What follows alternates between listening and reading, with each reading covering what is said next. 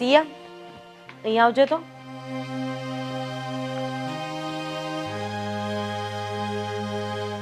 બોલો, શું કામ છે? ક્યાં ગઈ હતી તું? મારી ફ્રેન્ડના ઘરે. કઈ તારી ફ્રેન્ડ? પેલી નિશા. હા, ગેટ પાસે રહી છે ને ત્યાં. નિશા હમણાં અડધો કલાક ઘરે બેસીને ગઈ. હવે સાચું બોલીશ કે તું ક્યાં ગઈ હતી? હા, મને ખબર છે. હું નિશાના ઘરે બેઠી હતી અને એ આપણા ઘરે બેઠી હતી. એમાં કેવું થયું મમ્મી ખબર છે? હું એના ઘરે પહોંચીને ત્યાં તો એ આપણા ઘરે આવવા માટે નીકળી ગઈ હા, હતી. પછી તું ત્યાં બેઠી એની રાહ જોઈને અને એ અહીંયા બેઠી તારી રાહ જોઈને, બરાબર ને? હા નિશાના મમ્મી ઘરે હતા? હા અચ્છા, તો નિશાના મમ્મી ઘરે જ હશે ને? હા. શું વાત થઈ એના મમ્મી સાથે? કંઈ નહીં, એના મમ્મી સાથે શું વાત થાય? મને કહે કે અહીંયા બહાર જવાનું હતું તમારા બંનેને. મેં કીધું હા. એ કે આ નિશાના મમ્મીનું જ નામ છે ને? હા હા, તો આ સત્સંગમાંથી બસ ઉપડીને એનું લિસ્ટ છે. આ એના મમ્મી સત્સંગમાંથી જે આ બગદાણા અને ભગુડા બસ ગઈ ને, જોજો. એટલે એના મમ્મી એના મોટા મમ્મી હતા. હા હા, એના મોટા મમ્મી ઘરે હતા. એના મમ્મી તો ત્યાં ગયા છે. બસ હો. તું ક્યાં હતી, કોની સાથે હતી, એ હવે હું તને જણાવું છું. તું નથી નિશાના ઘરે કે નથી નિશાના મોટા મમ્મી સાથે બેઠી. હા, તું ગઈ હતી આપણા નોકરને મળવા ગાર્ડનમાં. હાથમાં હાથ નાખેલો હતો, આંખમાં આંખ નાખેલી હતી અને પ્રેમની વાતો થતી હતી. આ વાત સાચી છે કે ખોટી? કદાચ આ વાત ખોટી હોય ને તો હું તને ફોટો પણ બતાવી શકું એમ છું. શું? હા, બોલી લીધું ખોટું? અરે, તને તારી જાત ઉપર જરાય શરમ નથી આવતી કે એક તો તે તારા ઘરવાળાને ડિવોર્સ આપી દીધો. આ સમાજમાં અમારી આબરૂ તો તે રહેવા નથી દેતી. અને હવે જે બાકીની આબરૂ છે એ આવી રીતે નોકર સાથે હાથમાં હાથ નાખીને તું નીલામ કરવા માંગે છે. એક મિનિટ, તમને આ કોણે કહ્યું? મને જેણે કીધું એણે. પણ તું હતી કે નહીં એ કે એટલે હું તને ફોટા સહિત તને કોણે જોઈ એ પણ કહી દઉં. હા, હું આદિ જોડે બેઠી હતી. કેમ? કઈ પરીક્ષાની વાતો કરતા હતા તમે? એમાં શેની પરીક્ષાની વાતો? અમે તો કામની વાત કરતા હતા અને મારા ડિવોર્સનું પૂછતો હતો તો હું એને એ વાત કરતી હતી. એવું તો કેવું કામની વાત કે જે ઘરે ન થઈ શકે, ગાર્ડનમાં બેસીને કરવી પડે? હા, અને કદાચ તારા ડિવોર્સ કોઈ પણ કારણસર થયા તો એ નોકર સાથે શેર કરવાની ક્યાં જરૂર હતી? જો જે છે ને એ સાચે સાચું મને કહી દઈશ ને તો વધારે મજા આવશે. નહીંતર એક રૂમમાં બંધ કરી દેતા મને બહુ સારી રીતે આવડે છે. ઘરની બહાર પગ નહીં મૂકવા દઉં સિયા. મને એવું કેમ લાગે છે કે તમને બધી વાતની ખબર પડી જ ગઈ છે? હા, તો એટલે જ પૂછી રહી છું ને કે જ્યારે સાચી હકીકત મને ખબર છે અને તું ખોટાના લિસ્ટમાં મારું નામ લખે છે એ મને ગમતું નથી. જે છે એ મને કહી દે એટલે વાર્તા પૂરી થઈ જાય. મારે આદિ જોડે લગ્ન કરવા છે. આવી ગઈ ને તારી ઓકાત ઉપર? હે, મને એ નથી સમજ પડતી કે આદિમાં તો શું જોઈ ગઈ છે?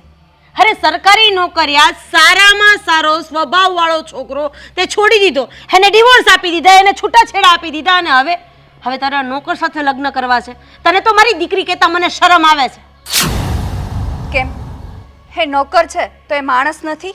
પણ માણસ હતો એને તો તું શાંતિથી સાચવી ન શકી, એના ઘરને તો ઘર બનાવી ન શકી. એ બધું મારે તમારું નથી સાંભળવું. તમારી તો આદત છે ભાષણ કરવાની. પણ હા, એટલું જરૂર કહીશ કે તમે મારા લગ્ન આદિ સાથે નહીં કરાવો ને પ્રેમથી તો પછી મારાથી ન થવાનું થઈ જશે. મા બાપ પોતાના સંતાન પાસે મજબૂર હોય છે ને એ વાત સાંભળી તો હતી, પણ આજે મેં એ અનુભવી પણ લીધી. કંઈ વાંધો નહીં, હું તારા અને આદિના લગ્ન કરાવી દઈશ. પણ મારી એક શરત છે, એ અત્યારે નહીં કહું. આદિ સાથે આજે સાંજે મારી મીટિંગ કરાવજે. ભાઈ હશે, તારી ભાભી હશે, એટલે ઘરના બધા સભ્યો મળીને મારી શરત જો આદિ માની જાય તો તારા લગ્ન ધામધૂમથી કરાવી દઈશ. ઠીક છે, મને ખબર છે મમ્મી, તમારી શરત આદિ જરૂરથી માનશે કેમ કે એ પણ મારી સાથે લગ્ન કરવા માંગે છે.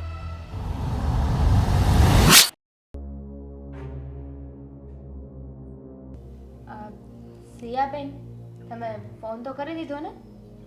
હા, હજુ આવ્યા નહીં એટલે આવે છે. તમારે બહુ ઉતાવળ છે ભાભી.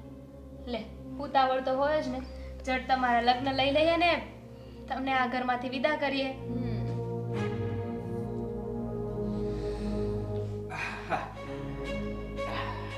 જય રામજી કી. આવ ભાઈ. હા, નમસ્તે. નમસ્તે. બેસ બેસ. અહીંયા હા ત્યાં. હવે તો તારી જગ્યા ત્યાં જ છે. સમજાવું નહીં કઈ. સમજાઈ જશે, સમજાઈ જશે. શું થયું? આ, મમ્મી તમે કહેશો જરા એને. તમે સિયા સાથે લગ્ન કરવા માંગો છો? સિયાબેને બધી વાત કરી દીધી છે અમને. પાણી પીવું છે તો આ જુઓ, વાત જાણે એમ છે કે અમે ઘણા સમયથી એકબીજાને પ્રેમ કરીએ છીએ, પસંદ કરીએ છીએ અને લગ્ન કરવા માંગીએ છીએ. હા, કરવા માંગીએ છીએ. અને સિયા તું? હા ભાઈ, મેં તો પહેલા જ મમ્મીને કહી દીધું. એ તો લગ્ન કરવા માંગે છે. તો જલ્દી ધડાકો કરી નાખ્યો. આપણે તો હજી આજે વાત કરતા હતા કે ઘરે વાત કરવાની છે, તે કરી પણ દીધી. વાહ સિયા વાહ. ના ના, એણે કરી નથી. એમાં એવું થયું, સિયા તો નિશાના ઘરે ગઈ હતી નિશાના મમ્મીને મળવા. પછી નિશા અહીંયા આવી ગઈ અને નિશાના મમ્મી સાથે એણે ઘણી બધી વાતો કરી, પણ આ તદ્દન વાત ખોટી હતી. મને રમાડતી હતી અને મારી વહુએ તમને બંનેને જોઈ લીધા હતા, હાથમાં હાથ નાખી, આંખોમાં આંખ નાખી લગ્નની વાતો કરતા. એટલે મેં કીધું કે હવે જ્યારે બે પ્રેમી પંખીડા લગ્ન કરવા માંગે છે તો મારે શું કામ ના પાડવી. હા, સાચી વાત છે તમારી. હા, હા તો આ લગ્ન માટે અમારા લોકોની તો હા છે. હા, અમને પણ વાંધો નથી. તમને લોકોને કઈ ગુસ્સો ન આવ્યો? ના ના, મારી દીકરીએ છોકરો જેટલો સરસ ગોત્યો હતો ને એટલે જરાય ગુસ્સો નથી આવ્યો. ના, નકર આમ ફિલ્મોમાં એવું બનતું હોય ને કે નોકર હારે લગ્ન કરાવવા માટે જ્યારે આમ એની પ્રેમિકા એના ઘરે વાત કરે ને તો એના ઘરના બધા ધુઆ ફુવા થઈ જાય. એનો ભાઈ તો કોલર પકડીને નોકરને મારે ઢીસુમ ઢીસુમ. પણ આવું તો કઈ થયું જ નહીં અમારામાં. તો ખુશ છીએ, કારણ કે સાચી વાત કહું તો અમારી સિયા ક્યાંય સેટ થતી જ નથી. બરાબર છે, પહેલાય પાછી આવેલી જ છે. હવે ઘરમાં ખોટા ડખા થતા હતા, એના કરતા તું લઈ જા. અને એમ પણ તમારી સાથે લગ્ન કરાવવા અમને શું વાંધો હોય? હવે તમે જુઓ, મહેનતનો રોટલો કમાઓ છો, જાતે રળીને ખાવ છો, કેટલી મહેનત કરો છો. અને સૌથી મહત્વની વાત, સિયાને ઘરનું કામ કરવું ગમતું જ નથી, એટલે એ તો તું કરી લઈશ. એટલે કે તમે કરી લેશો કુમાર, એટલે હવે તમે સાચવો. અરે કેમ નહીં, મેં તો નક્કી જ કરી નાખ્યું હતું. અમારા લગ્ન થાય ને એટલે કોઈ કામ એ નહીં કરે. હું મારી નીચે બે નોકર રાખવાનો હતો, કારણ કે આ નોકરનું યુનિયન ચાલુ કરવાનો છું. આ ગમે તેને નોકરની જરૂર હોય ને તો મને ફોન કરશે, એટલે આખા શહેરમાં નોકર હું પૂરા પાડીશ. અને ત્યાં સુધી નક્કી કર્યું હતું કે હંધાઈ ટેન્ડર હું ભરવાનો છું. આ સુલભ શૌચાલય હોય કે પછી રેલના ફાટક હોય, ગમે એને સાફ કરી નાખવાના. જવાબદારી મારી, ટેન્ડર આપણે જ ભરવાના છીએ. અને શેઠાણી સાહેબ એમાં રોકાણ કરશે. કેમ? એટલે સિયા. સિયા? હા હા, કરશે ને. હા, કરશે કરી જો આ શકે. લગ્ન માટે અમને કોઈ વાંધો નથી. જેમ બને એમ વહેલી તકે આપણે આ લગ્ન કરી જ નાખવા છે.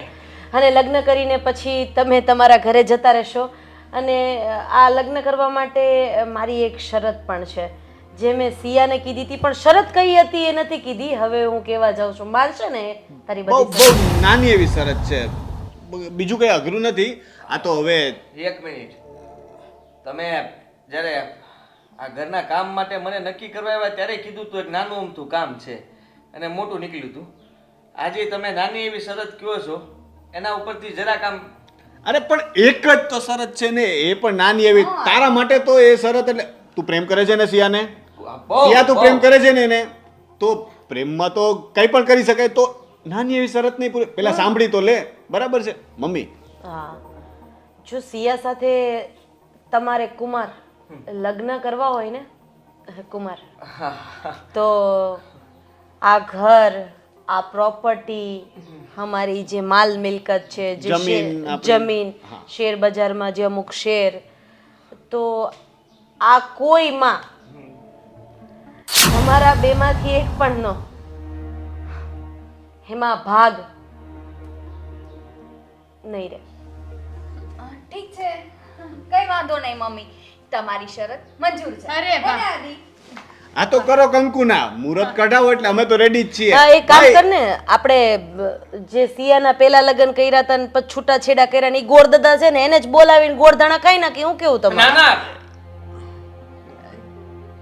બીજો પંડિત જોઈએ છે હા, એ હા, પંડિત બે- કે આ તો તમારે- ખોટું કહેવાય ને. તો તમારા હિસાબે બોલાવી લેજો, અમારે તમે નથી નક્કી કરો, બોલાવા. બસ અમે કઈ નહીં કહીએ. મારે તમારે કોઈ- કોર્ટ મેરેજ કરવા છે તો કોર્ટમાં કરાવી આ દઈએ. તો સાક્ષીમાં અમે 3 સહી કરી દેશું. અરે કેવી વાત કરો છો તમે લોકો. હા, તમારી દીકરીને માલ મિલકતમાંથી બેદખલ કરો છો. હા, આવું તો કોણ કરતું હશે? અમે અરે જરાક તો વિચાર કરો. હા, એની વસ્તુઓ તો મળવી જોઈએ ને. માણા બેન દીકરીઓને આપે અને તમે તો લઈ લેવાની વાત કરો છો. અરે પણ કુમાર, તમે તો હવે નોકર યુનિયનના હેડ બનવાના છો, મોટા મોટા ટેન્ડર ભરવાના છો, સુલભ શૌચાલયથી લઈને રેલવેના ફાટક સુધી તમારા માણસો કામ કરશે ને બધામાંથી કટકી તો મળશે ને. હવે તમારે પૈસાની શું જરૂર? હા. ઉલટાના તમારે મને આપવા જોઈએ. અને વાત રહી, જો દીકરીને આપવું જ છે, આપવું જ છે, પણ તને આ શરત મંજૂર છે ને? જ્યારે અમારી દીકરીને લેવું નથી તો પછી તમને વાંધો શું છે? મને વાંધો હોય જ ને. કેવી વાત કરો છો? હજી કઈ મારો આ બધો પ્રોગ્રામ શરૂ નથી થયો. હજી તો એના માટે થઈને પૈસા જોતા હતા અને પૈસા તમારી પાસેથી જ મળે એમ હતા. અને તમે લોકો જ ના પાડી દેશો તો પૈસા ક્યાંથી આવશે? અને હું કઈ મેડમને આ પ્રેમ નથી કરતો, પૈસા માટે બધું કરતો હતો. શું બોલ્યો? શું? ફરીથી બોલ. જો યા પ્રેમ કરું છું પણ પૈસા જરૂરી છે. પૈસા વગર તો કેમનું થાય? આખી જિંદગી આ નોકર બનીને થોડું રહેવાનું છે. મેં વિચાર્યું કે આ તે વિચાર્યું કે શેઠની બેન પાછી આવી છે તો ઇઝીલી આપણા ઝાડમાં ફસાઈ જશે અને ધીરે ધીરે કરતા આ બધી પ્રોપર્ટી પણ પચાવી પાડશું. આવું જ કંઈક વિચાર્યું હતું ને તે? પણ થયું કઈ ઊંધું. શરત જ આપણે એવી મૂકી અને બિચારાથી તામાં હા બોલાઈ ગયું. હવે તો આના સપનાય રેડાઈ ગયા. સુલભ શૌચાલય, ઓલા પાટા, આ Union. બધાનું, હા એ બધાનું શું થશે ટેન્ડરનું ને એનું? પ્રોપર્ટીનો વિચારીને તો આવ્યા હતા ને. 15,000 રૂપિયા કામ કરવાના આપવાના હતા. તેમણે વિચાર્યું હશે કે જો આ ઘરના કામ કરવામાં 15,000 રૂપિયા મળે છે તો આમના ઘરની દીકરીને જ ફસાવી લઉં. તો કરોડોમાં રમીશ ને, કરોડોમાં રમીશ. એવું હતું ને તને? એક મિનિટ મમ્મી. આદિ, આવી મસ્તી શું કામ કરો છો? કહી દો મમ્મીને હું મસ્તી કરું છું એમ. મસ્તી નથી કરતો. મેં આવું જ બધું વિચાર્યું હતું. અને હું તને ક્યાં લઈ જાઉં? હું જ્યાં રહું છું ત્યાં? ના, મારા સપનાઓ ઊંચા છે અને એ સપનાઓ પૂરા કરવા માટે થઈને તો આ કર્યું હતું. અને જુઓ અને શેઠ, મારી વાત સમજો. જુઓ, આ વસ્તુ હું પહેલા પણ કરી શકત. તારી હોત ને તો હું તને મારીને અડધો કરી નાખત. પણ મારે તારી હકીકત, તારી ઓકાત સિયાની સામે લાવવી હતી. એના મગજ પર જે તે પ્રેમનું ભૂત ચડાવ્યું હતું ને એ ઉતારવું હતું. એટલે જ અમે લોકોએ આ નાટક કર્યું. અને તું જ્યાં પ્રેમ હતો ત્યાં તો રહી નહીં અને આવા ફ્રોડ માણસના જાળમાં ફસાઈ ગઈ. પણ અત્યારે માણસ એ જ તો કરે છે. જે આપણને પ્રેમ કરતા હોય ને એની પાછળ આપણે નથી ભાગતા. આપણે જેને પ્રેમ કરતા હોય ને એની પાછળ આપણે ભાગીએ છીએ અને પરિણામે તમે જોઈ શકો છો આવું જ બધું થાય છે. હવે તારામાં જરાક પણ શરમ બચી હોય ને તો નીકળી જા મારા ઘરની બહાર, નહીંતર પોલીસ બોલાવીને પોલીસના હવાલે કરી દે. જા. જાઉં છું. હવે તું બીજો નોકર શોધીશ? હા, હે નોકર હતો ને એનાથી અમને કોઈ વાંધો નહોતો. કામ ક્યારેય નાનું કે મોટું હોતું જ નથી. અરે જે સારો વ્યક્તિ હતો, હીરા જેવો વ્યક્તિ હતો, એને તો તું ઓળખી જ ન શકી. તારા ભાઈને 2 દિવસ પહેલા જ આ વાતની ખબર પડી હતી કે આ છોકરો મોટા લોકોના ઘરમાં કામ કરે છે, મોટી મોટી ઓફિસોમાં કામ કરે છે અને એની છોકરીઓને ફસાવાનું કામ પણ કરે છે. અને તું આવા માણસમાં ફસાઈ ગયો. અરે મને તને મારી દીકરી કહેતા શરમ આવે છે. આજ પછી આ ઘરમાં તું કહેશે ને એમ નહીં થાય. આ ઘરમાં મારી વહુ કહેશે ને એમ થશે. અને હા, હવે આંખ બંધ કરીને હું તને જ્યાં પરણાવું ને ત્યાં સારું હોય તોય ભલે અને નરક જેવું હોય ને તોય ભલે પડી રહેજે ત્યાં. નહીતર ગળું દબાવીને આની અંદર ધરબી દેતા મને વાર નહીં લાગે. નીકળી જા.